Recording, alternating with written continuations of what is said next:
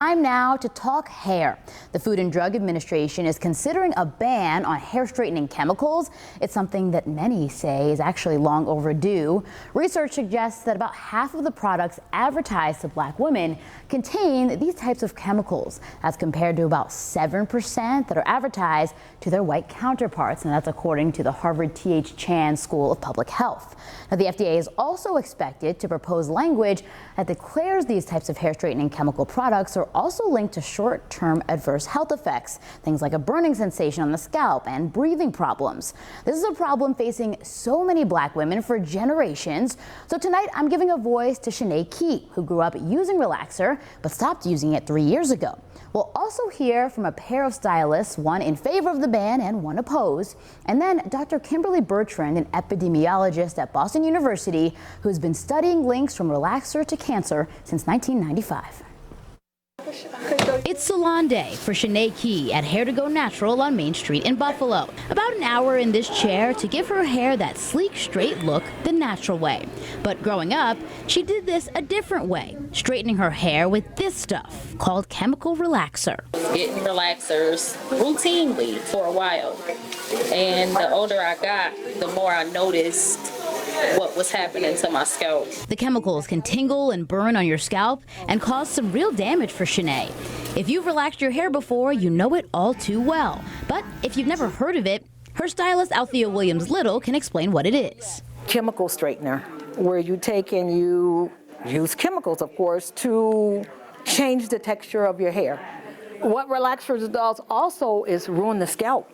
Even after having scalp issues, Shanae went back to relaxers. To me, my hair became unmanageable, so I relaxed it. Once I did it, I regretted it instantly and wanted to kind of start over. So she grew out her natural hair and she's been relaxer-free for 3 years now.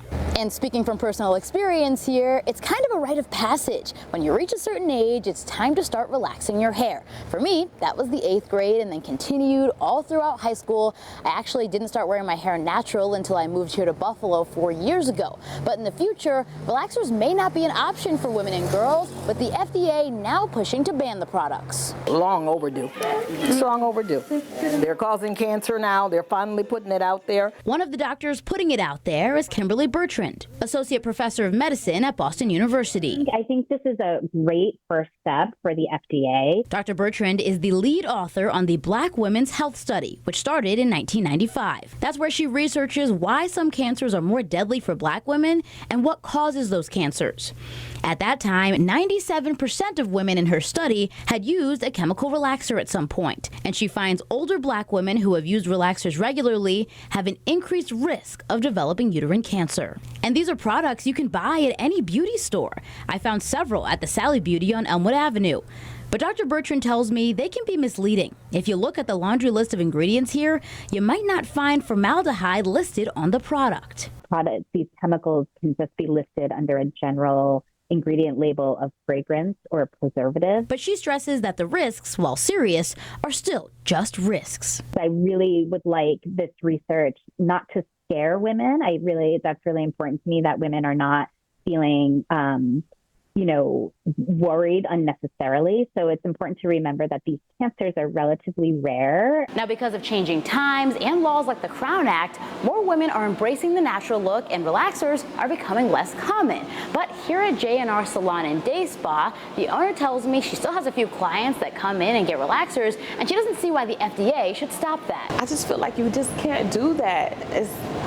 I don't know, it's really none of their business, to be honest. Jennifer Robertson has been doing hair for 15 years. She tells me she's worried this new FDA rule could impact her bottom line. That's consistent money that is being taken away. So I just feel like they're just stepping on a lot of toes and taking away money opportunities. And then if you already bought the product and then all of a sudden you can't use it. What do you do with that? Back at Hair to Go Natural, Shanae says she hopes this FDA ruling goes through and sets the tone for the next generation of girls like her daughter. I wouldn't put any type of chemicals into her hair.